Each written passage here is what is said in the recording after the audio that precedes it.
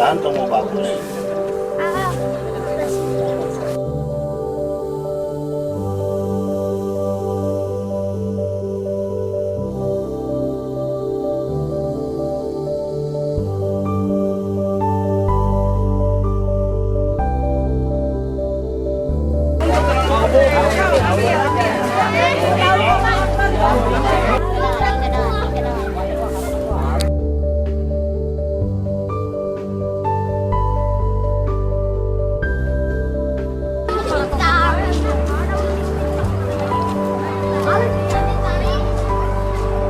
Hari ini kita di sini ngebimbing anak-anak ya SD sama SMP untuk mereka belajar menanam.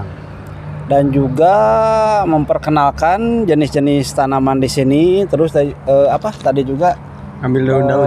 Ngambil daun atau memperkenalkan sayuran juga, jenis tanaman juga. Anak-anak supaya mereka itu tahu ya. Belajar cara nanam juga. Supaya tahu ini tanaman apa.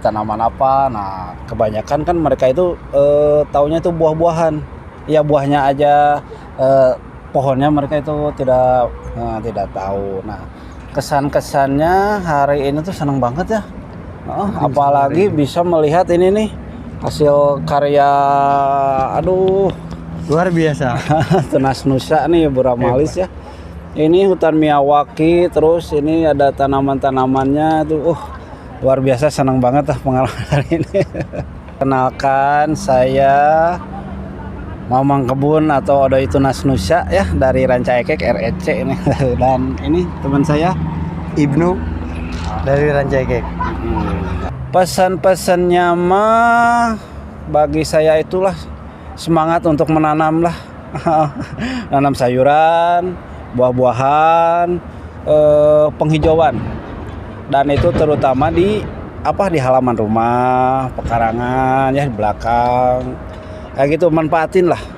Sekecil apapun lahan itu kita. Halo, aku Raina dan ini aku Safa. Kami berdua dari SDN 069 Cipamokolan Darwati kelas 6. Ngapain aja nih hari ini? Hari ini kami menanam dan juga memetik daun-daunan dan juga bunga-bunga. Seru banget. Paling suka pas ngapain nih? Waktu menanam. Menanam. Oke. Kita harus menjaga, merawat, dan juga melestarikan tanaman agar tetap sehat dan lingkungan nyaman untuk ditinggali. Dan jangan membuang sampah sembarangan dan buang sampah pada tempatnya. Semoga kita semua bisa melestarikan, menjaga dengan baik lingkungan sekitar agar tidak tercemari dan kotor. Dadah. Ya. Halo, aku Eva Teresia, biasa dipanggil If. Aku dari Hima Bionimfea ITB. Oke, jadi tadi aku ikut ngeliatin teman-teman dari SD dan SMP buat ikut nanam pohon dan juga mereka ada koleksi spesimen juga.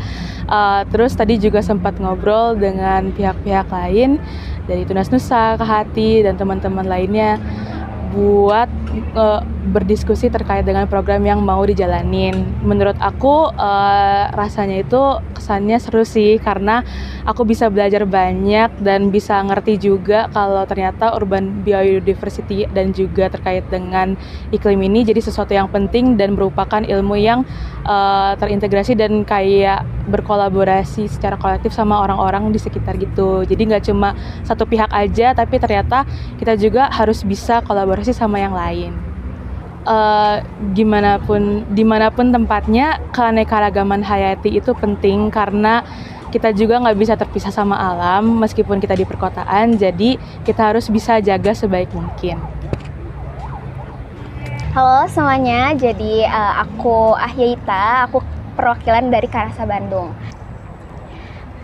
Mari kita tumbuhkan rasa kepemilikan kita akan lingkungan yang ada di sekitar kita.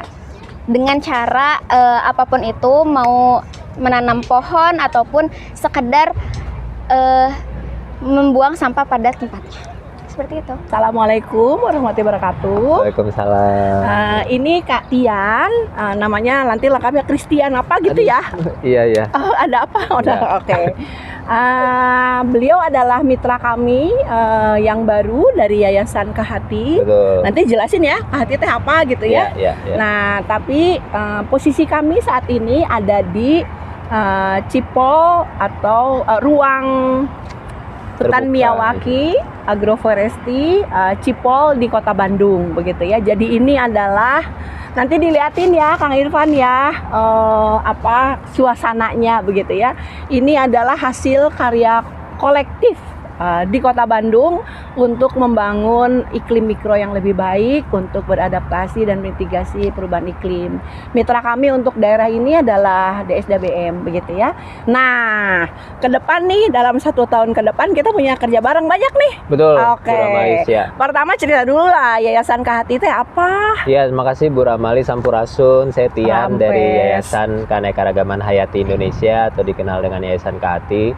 Jadi sejak tahun lalu Yayasan Kehati sudah mempunyai master plan keanekaragaman hayati perkotaan, Bu, urban biodiversity, karena melihat bahwasanya kota juga ekosistem ya, Bu ya, yang perlu dilestarikan dan ditingkatkan biodiversitasnya.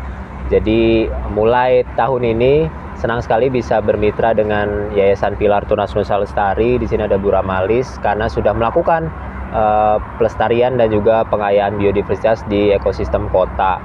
Dalam hal ini lokus kita di Metropolitan Bandung ya Bu ya. Salah satunya ini seperti bisa dilihat di Cipol ini, kami juga sudah melihat sendiri bahwasanya tidak hanya ruang terbuka hijau dan biru karena ada sungai di sini, daerah aliran sungai juga yang diperkaya vegetasinya dengan berbagai spesies, makanya biodiversitasnya dipastikan akan lebih beragam dan tinggi dan baik gitu ya. Nah, kita harapkan bakal ada cipol-cipol lainnya dengan intervensi hutan-hutan mikro atau lahan biodiversitas, atau kita sebutnya ruang terbuka hijau keanekaragaman hayati lah ya, dan ruang terbuka biru gitu, di Metropolitan Bandung. Jadi selama setahun ke depan kami akan tunggu karya-karya Yayasan Tunas Nusa bersama mitra-mitra lainnya, karena banyak sekali ya. Tadi kita juga baru pertemuan ya Bu Ramalis ya, pemerintah ada, teman-teman LSM, kelompok swadaya masyarakat lain ada, mahasiswa ada,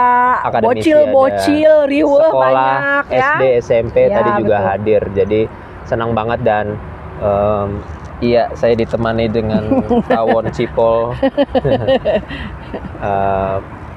Berharap terus bisa berlanjut programnya.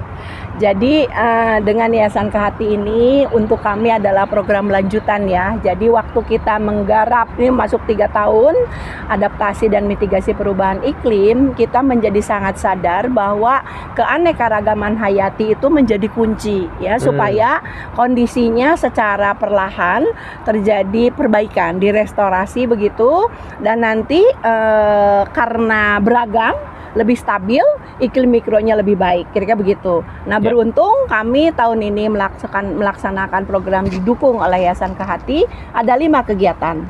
Yang pertama, kita akan mencoba vertical garden, karena kota lahan sempit. Betul. Kita mencari jalan, gimana caranya. Jadi ini contoh banget supaya dengan vertikal kita banyak banget nih tutupan hijaunya, jumlah daunnya jauh lebih banyak begitu. Yang kedua adalah urban farming, karena untuk kami Yayasan Pilar Tunas Nusa ada 2 hal persoalan besar di Kota Bandung. Pertama adalah ketahanan air, karena neraca air kita negatif di 2024. Kemudian ketahanan pangan, karena 90% lebih makanan yang dikonsumsi masyarakat Bandung berasal dari luar. Jadi perlahan kita hijaukan. Jadi di sini memang hutan Miyawaki yang kita buat ada 7 plot. Itu bedanya dengan Miyawaki lain, kita semua tanam yang bisa dimakan. Kira-kira begitu. Dan ini penting untuk mengajak masyarakat lebih banyak. Kenapa? Karena untuk masyarakat begitu ada yang ditanam, ada harapan nanti saya nyobain makan buah Panen. itu, panen gitu. Itu memang berubah banget begitu ya.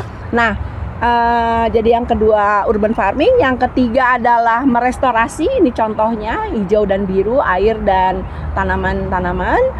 Kemudian yang keempat adalah pendataan. Jadi kita membangun koleksi keanekaragaman hayati Kota Bandung bersama SITH ITB begitu, dan mahasiswa-mahasiswa dalam komunitasnya. Yang terakhir kampanye ya, kita akan pameran ya Katian ya, bulan Oktober ya. Jadi anak muda Bandung tunggu tanggal mainnya. Betul. Oktober Anda harus lihat di Hallway Space. Kita bekerja sama dengan 7 Semesta untuk menyampaikan apa yang terjadi dengan biodiversity Kota Bandung. Ya. Dan apa yang bisa Anda lakukan. Pertanyaan, kenapa Yayasan Kahati memilih Kota Bandung? Nah, ini pertanyaan yang menarik. Selain karena sudah ada aksi kolektif yang dilakukan, tadi sudah disebutkan Yayasan Tunasusah dengan berbagai pihak itu, Kota Bandung relatif dekat ya dengan Jakarta gitu ya, kota megapolitan gitu.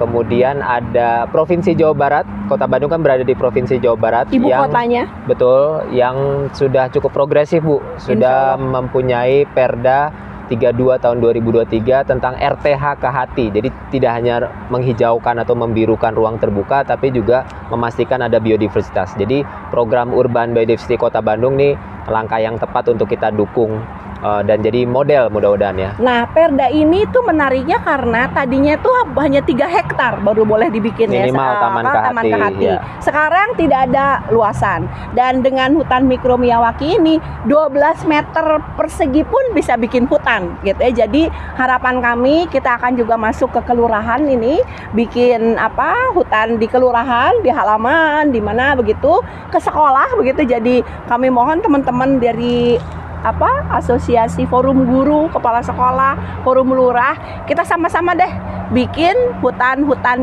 mikro di Kota Bandung. Supaya apa ya?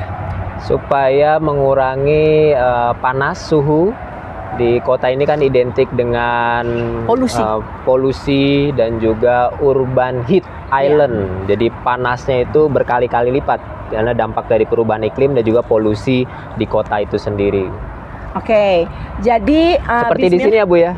Ini jam 12 siang tapi nggak kerasa panas tanpa AC, santai. Dan kita ya itu juga merubah fenomena ya. Jadi oksigennya lebih baik begitu ya, dan kita diskusinya juga bisa lebih jernih begitu ya. Lebih to the point begitu.